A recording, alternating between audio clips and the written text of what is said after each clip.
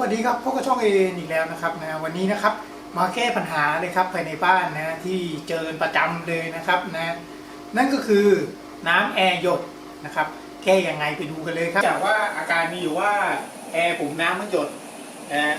น้ำหยดนี่มีไม่กี่อาการหรอกครับส่วนมากแล้วเนี่ยเศษขี้ฝุ่นขี้ขยะเนี่ยมันจะอยู่ในท่อตรงนี้นะครับเสร็จแล้วเนี่ยมันก็จะตันไม่ไหลไปทางนู้นเพราะฉะนั้นเราก็ต้องมาลื้อดูครับว่ามันมีอะไรอยู่ตันอยู่บ้างไหมนะหรือว่าการวางตำแหน่งของพอเย็นเขาวางเอียงไม่พอเนี่ยน้ำมันก็จะไหลอยู่ในเครื่องนะครับอันนี้เราลื้อก่อนเลยอันดับแรก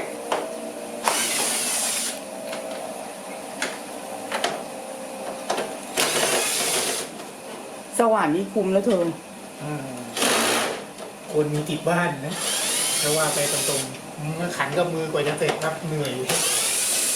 แค่ขันน็อตก็หมดแรงแล้ว ทีละอันน็อตนี่ไม่ต่ำกว่าเป็น20 ตัวเลยขันกันพอได้ขันหรือหน้ากากใช่ครับอันนี้ต้องขันต่อน้ำหยดทิ้ง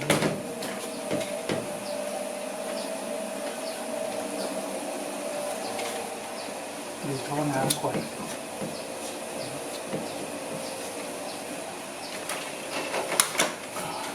มาจากออกเสร็จแล้วท่อน้ำมันจะอยู่ตรงนี้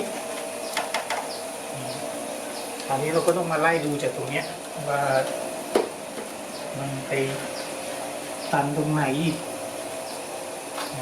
อาจจะตันส่วนมากจะตันตรงนี้เข้าตันอยู่ตรงนี้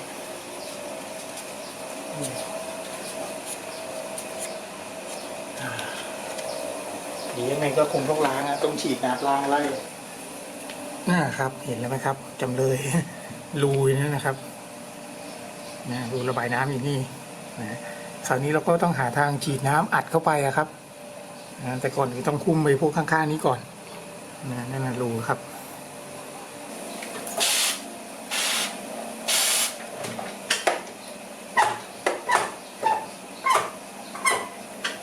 เอาละครับคราวนี้เราก็มาฉีดล้างกันเลย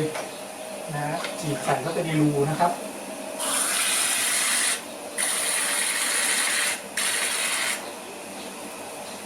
ออกมาเลยเริ่มมาตรงไหนว่าเดี๋ยวขอดูก่อน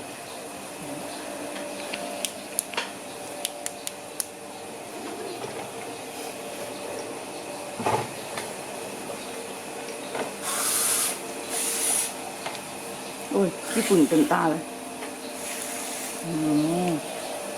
นี่ไงที่มันรั่วใช่ป่ะตรงนี้ป่ะโอเคง่ายนิดเดียวเอง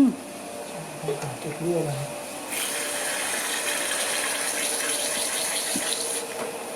มันคือมันตันอยู่นิดเดียวท่อมันตัน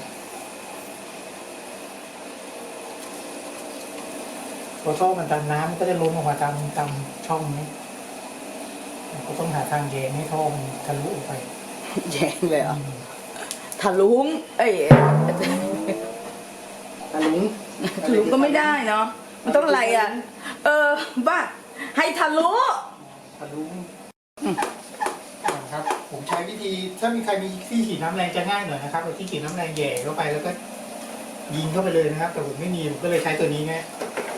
แย่เข้าไปให้ตรงรูที่สุดนะครับแล้วก็กดไปเรื่อยๆอย่างนี้เลยครับสักพักทุก4-5 รอบนะเดี๋ยวมันก็จะไล่น้ำตรงนี้ออกไปเองส่วนมากจะเป็นคราบที่ฝุ่นนะครับเป็นเมือกไปก่ออยู่ถ้าตันไม่ไปจริงก็ต้องลื้อแต่วันนี้มันยังไปก็เลยไม่ต้องลื้อแต่ไม่งั้นมันต้องลื้อยกแอร์ลงเลยซึ่งเลือกใหญ่พอควร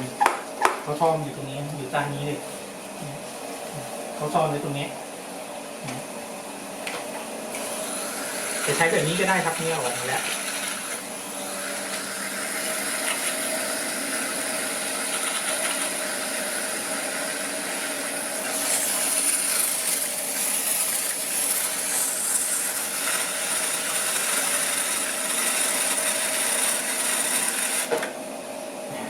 รอเลยนะครับถือโอกาสล้างแอร์เป็นรูปในตัวก็ได้นะ ลิปเสร็จแล้วพอเราฉีดน้ำเสร็จสะอาดหมดแล้วนะครับคราวนี้ก็เป็น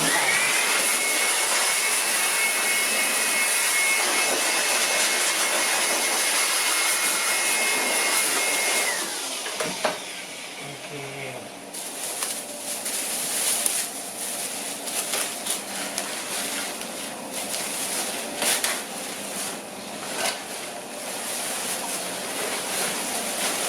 ก็เป็นอันเรียบร้อยแล้วแค่นี้แหละครับที่เหลือก็ประกอบกับ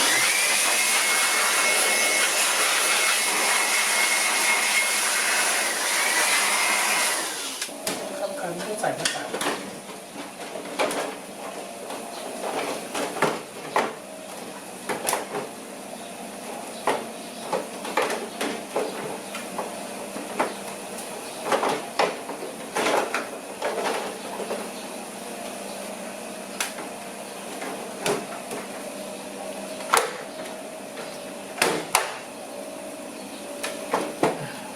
เรียบร้อยครับแล้วก็ขันน็อตแค่นั้นเองนะครับก็เป็นงานเสร็จพิธีครับก็เป็นงานเรียบร้อยแล้วนะครับเห็นไหมครับแก้ง่ายๆเลยนะครับนะด้วยการเอาน้ำฉีดเข้าไปหรือว่าบางท่านนะครับเอาหลอดนะเป่านะครับเอาหลอดเป่าเข้าไปนะครับนะเป่าให้เศษขยะที่ติดค้างอยู่ในรูระบายนะครับให้มันระบายออกแต่ว่าเป่าแค่ปูดเลยครับ